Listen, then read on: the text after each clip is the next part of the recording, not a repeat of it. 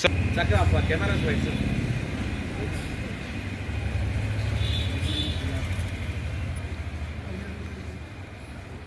జోహార్ రాజీవ్ గాంధీ, జోహార్ జోహార్ రాజీవ్ గాంధీ, జోహార్ జోహార్ రాజీవ్ గాంధీ.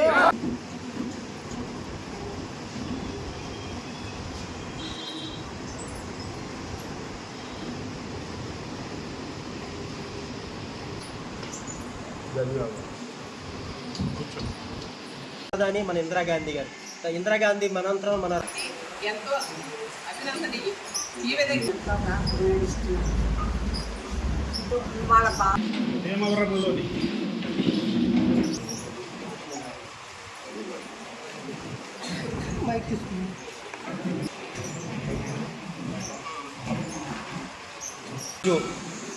స్వర్గీయ శ్రీ రాజీవ్ గాంధీ గారి వర్ధంతి సందర్భంగా 35వ వర్ధంతి సందర్భంగా మన తిరుమల తిరుపతి దేవస్థానం మాజీ చైర్మన్ మరియు నర్సాపురం మాజీ పార్లమెంట్ సభ్యులు మన కనుగూరు బాపరాజు గారు ముఖ్య అతిథిగా ఈరోజు మన భీమవరం ఇచ్చేయడం జరిగింది.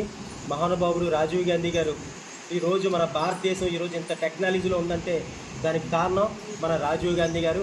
ప్రతి పల్లె కూడా బాగుండాలని చెప్పి పంచాయతీ ఏర్పాటు చేసి పంచాయతీ నుంచి కూడా మనందరికీ గ్రామంలో రోడ్లు ఏంటి నిధులు ఇచ్చిన ఘనత రాజీవ్ గాంధీ గారిది. గతంలో 21 సంవత్సరాలకి ఓటు ఉండేది అందరిది కాదు, 18 సంవత్సరాలకే ఓటు కల్పించాలని చెప్పి 18 సంవత్సరాలకే ఓటు కల్పించిన మహోన్నత వ్యక్తి శ్రీ రాజీవ్ గాంధీ గారు. అలాగే మన ఐటీ అప్పట్లో కంప్యూటర్లు అంటే 1985లోనే మనకి సాఫ్ట్వేర్ రంగాన్ని మన తీసుకొచ్చిన ఘనత మన రాజీవ్ గాంధీ గారు. ఆ రోజు తీసుకురావడం వల్ల ఈరోజు మొత్తం మన సుందర పిచై లాంటి వాళ్ళు మన భారతదేశం నుంచి వెళ్ళి వేరే దేశాన్ని వెళ్తున్నారంటే దానికి ముఖ్య కారణం మన శ్రీ స్వర్గీయ రాజీవ్ గాంధీ గారు. చెప్పుకుంటే అలాంటి ఎన్నో సేవలు మహోన్నత వ్యక్తి ఎన్నో సేవలు చేసి మహిళలకి రిజర్వేషన్ కల్పించారు. ప్రతి పంచాయతీలో కూడా 30% రిజర్వేషన్ కల్పించారు. మీ అందరికీ నా హృదయపూర్వక నమస్కారం. ఈనాడు మహానుభావుడు రాజీవ్ గాంధీ గారి వర్ధంతి కార్యక్రమంలో భాగంగా ఇది ఎంతో ప్రేమగా ఎంతో ఆప్యాయత కళలో కనపడుతూ ఉంది. ఈ కార్యక్రమంలో పాల్గొన్న నాకు కూడా చాలా సంతోషం చేస్తుంది. ఎందుకంటే ఆ మహానుభావుడు యొక్క నీతి గురించి అర్థం చేసుకుని ఆ కార్యక్రమంలో పాల్గొనేందుకు మీ యొక్క సహృదయానికి ధన్యవాదాలు చెప్తున్నాను. నిజంగా రాజీవ్ గాంధీ గారు మన దేశాన్ని వలపుతుంది. దురదృష్టం ఏంటంటే ఆయన ఎక్కువ కాలం మొదటి లేకపోతే ఆయనకి రాజకీయాలంటే ఇష్టం లేదు. మోతీలాల్ మనవడం, నెహ్రూ గారు అంటే ముని మనవడం, నెహ్రూ గారి మనవడం, ఇందిరాగాంధీ బిడ్డ అటువంటి కుటుంబంలో పుట్టి ఒక పైలట్గా తన ఉద్యోగం చేసుకుంటూ ఏ రకమైనటువంటి రాజకీయంగా ఉన్నటువంటి బెనిఫిట్లు పొందకుండా సామాన్యమైన మనిషిగా జీవితం గడిపేసిన గొప్ప వ్యక్తి. దురదృష్టం సంజయ్ గాంధీ గారు కూడా చాలా ఉత్సాహవంతులు, ధైర్యవంతులు.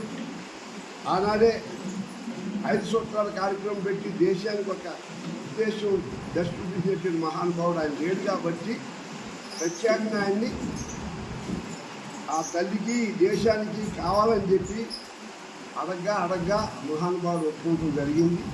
ఈ ప్రజలు కూడా ఎంతో సహకరించాను, గొప్ప మెజార్టీతో గెలిపించడం జరిగింది. ఆ మహానుభావుడు చెప్పినట్టు కూడా ఏ రకమైనటువంటి స్వార్థం లేకుండా ఏ పార్టీ ఈ పార్టీలో ఉన్నటువంటి సభ్యత్వానికి గౌరవించి పార్టీ పరంగా మీరు చేసే సేవలు సంతోషిస్తాను.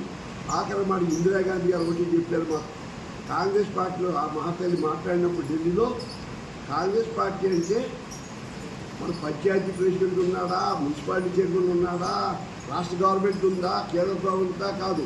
కాంగ్రెస్ కార్యకర్త అంటే ప్రజల యొక్క సమస్యని ఏ ప్రభుత్వం ఉంటే ఆ ప్రజలకి ఆ ప్రజల యొక్క సమస్యని వాళ్ళదిగా సహకారం చేయడానికి కార్యకర్తలు ఆహ్వానిస్తూ ఈ కార్యకర్తలకి మన ఉద్దేశం ఏంటంటే ఇది ప్రజలకి ప్రభుత్వానికి మధ్యన వాళ్ళదిగా మనం ఉండి ప్రజల సమస్యని లేవనెత్తేటువంటి బాధ్యత మనది. ప్రభుత్వం ఉందా లేదా సంబంధం లేదని చెప్పి మహానుభావులు ఆనాడు చెప్పింది కాబట్టి